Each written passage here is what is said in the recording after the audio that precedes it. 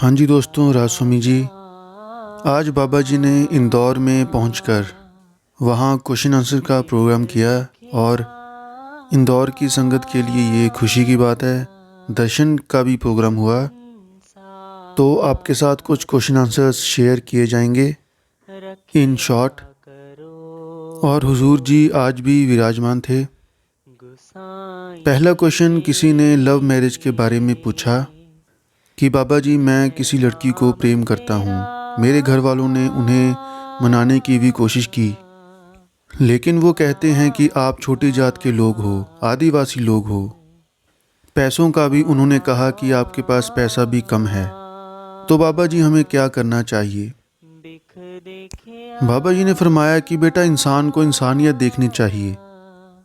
मालिक ने तो इंसान को बनाया था, इंसान ने यहाँ आकर धर्म और मज़हब बना दिए, इतनी ज़ातें बना दी।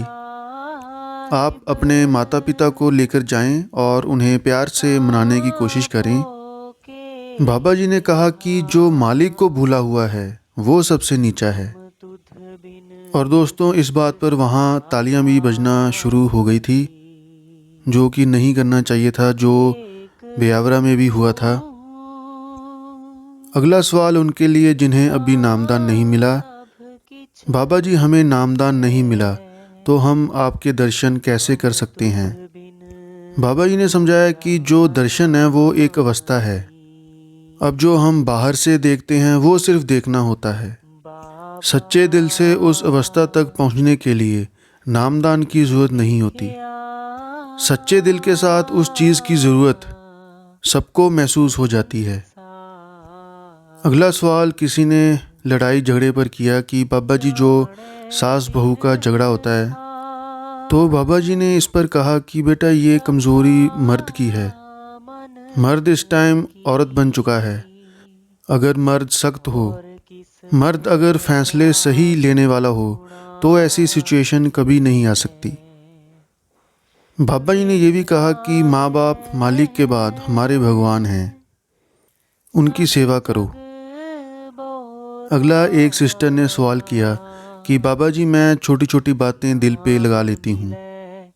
बाबा जी ने फरमाया कि हमें ऐसा नहीं करना चाहिए। हमें मालिक ने ज़िंदगी दी है सीखने के लिए। जो हमसे गलतियाँ होती हैं हमें उससे बस सीखना चाहिए। अगला सवाल किसी ने दुखों के बारे में किया, तो बाबा जी ने कहा कि मालिक कभी भी किसी के साथ पक्षपात नहीं करता। मालिक कभी भी किसी को दुख नहीं देता। ये हमारी करनी का नतीजा है, हमारे कर्मों का नतीजा है। कर्म जो जो करेगा तू, वही फिर भोगना भरना। इंसान जब कर्म करता है उस टाइम तो सोचता नहीं। कर्म करते टाइम तो इंसान कहता है कि मालिक हमें देख नहीं रहा, कोई देख नहीं रहा। लेकिन जब भुगतने की बारी आ जाती है तो इंसान को मालिक याद आ जाता है। इसलिए जो भी कदम उठाना है सोच समझ कर उठाना है। अगला क्वेश्चन किसी ने पूछा कि बाबा जी, कई बार हम कुछ अच्छा काम करते हैं, कुछ सही करते हैं, लेकिन लोग कहते हैं कि आप गलत कर रहे हो। बाबा जी ने इस पर फरमाया कि लोगों ने तो कुछ ना कुछ कहना है। कोई कुछ बोलेगा, कोई कुछ, कोई अच्छा कहेगा, कोई बुरा। इसलिए आप उन पर ध्यान ना दें। आपने बस अपनी तरफ से सही करना है। चार अच्छा कहेंगे, चार माड़ा कहेंगे। अगर हम दूसरों की बातें मन को लगानी शुरू कर देंगे तो ज़िंदगी काटनी मुश्किल हो जाएगी। अगला क्वेश्चन किसी ने सेवा के बारे में किया, तो बाबा जी ने फरमाया कि असल सेवा जो है वो हमारी भजन सिमरन है, हमारी भजन बंदगी। हम अपने आप को बाहरी सेवा से जोड़ते हैं ताकि हम देना सीखें। सारी उम्र हमने लिया ही लिया है, और जब हम भजन सिमरन पर बैठते हैं तो हमारा मन काबू करना मुश्किल हो जाता है। इसलिए हम बाहरी सेवा करते हैं ताकि मन झुकना सीखे, हम में निम्रता आए, और उसके बाद फिर ये भजन सिमरन में लग जाए। इसलिए बाहरी सेवा से माहौल बनता है, लेकिन असल सेवा वो हमारी भजन और बंदगी है। अगला सवाल किसी ने मन की भटकन पर किया कि बाबा जी, मेरा मन भटकता रहता है। बाबा जी ने फरमाया कि परमार्थ तो है ही ये कि मन को काबू करना। अगर मन आपके काबू में होगा तो इससे बड़ा दोस्त भी आपका कोई नहीं हो सकता, और अगर ये बेकाबू है तो इससे बड़ा दुश्मन भी कोई नहीं हो सकता। यही मन है जो हमें भक्ति में लगाता है, और यही मन है जो हमें इंद्रियों के भोगों में लगाता है। मन तो एक है, पावें जहाँ लगाए, पावें गुर की भक्ति कर, पावें विषय कमाए। अगला क्वेश्चन किसी ने नामदान के बारे में पूछा, तो बाबा जी ने फरमाया कि बेटा नाम तो ना लिया जाता है ना दिया जाता है। फिर उदाहरण दिया गया कि अगर एक बच्चा स्कूल में जाकर सिर्फ घूम कर आ जाए और पढ़ाई ना करे तो वो कभी क्या पास हो सकता है। जो नामदान के वक्त हमें शर्तें बताई जाती हैं, रूल्स एंड रेगुलेशन, उनका मकसद यही होता है कि वो हमें अपनी ज़िंदगी में ढालनी है, वैसे हमें अपनी ज़िंदगी गुजारनी है। अगला क्वेश्चन किसी ने भजन सिमरन के वक्त नींद आने को लेकर किया, तो बाबा जी ने इस पर फरमाया। बाबा जी ने फरमाया कि बेटा उतार चढ़ाव तो ज़िंदगी में आता ही रहता है। अब सूरज रोज़ थोड़ी ना निकलता है। जब हम दुनियादारी से निकलकर, ये बाकी सारी परेशानियों से निकलकर भजन सिमरन करते हैं तो उस टाइम हमें तनाव मुक्त होता है, हमें अच्छा और हल्का महसूस होता है, मन को उस टाइम शांति मिलती है, तो हमें उस वक्त नींद आ जाती है। फिर बाबा जी ने फरमाया कि ये भी एक भजन सिमरन की अवस्था है, हमने इससे भी आगे उठना है। अगला सवाल, बाबा जी अगर कई बार गलती माँ बाप ने की हो तो क्या बच्चे भुगतते हैं? बाबा जी ने फरमाया कि बेटा कोई भी किसी के कर्म नहीं ले सकता, ना ले सकता है ना दे सकता है। फिर बाबा जी ने कहा कि हमारा हक नहीं बनता कि हम अपने माँ बाप पर उंगली उठाएं। वो जो भी करते हैं, गलत करते हैं या सही करते हैं, वो हमसे बड़े हैं।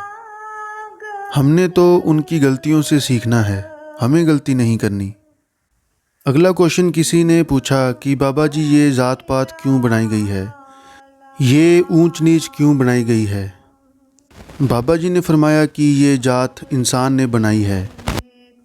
पुराने ज़माने में दुकानदार का बेटा दुकानदार बन जाता था, किसान का बेटा किसान, पंडित का बेटा पंडित।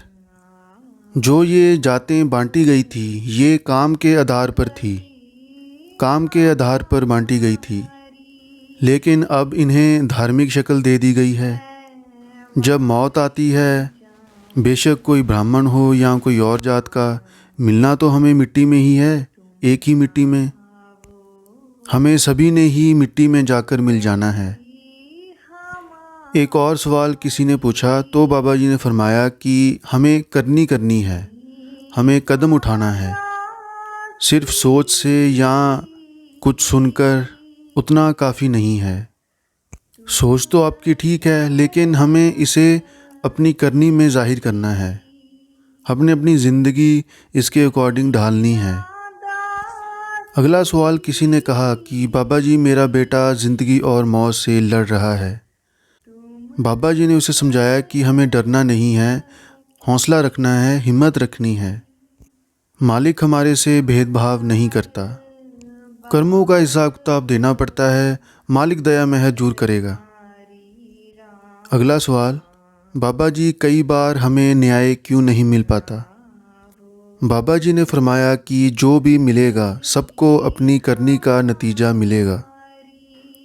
फिर बाबा जी ने बहुत ही सुंदर उदाहरण दिया कि न्याय की अगर आप बात करते हो तो अगर आप 1 घंटा कुर्सी के ऊपर बैठो तो न्याय तो तब बनता है जब 1 घंटा ये कुर्सी भी आप अपने ऊपर रखो।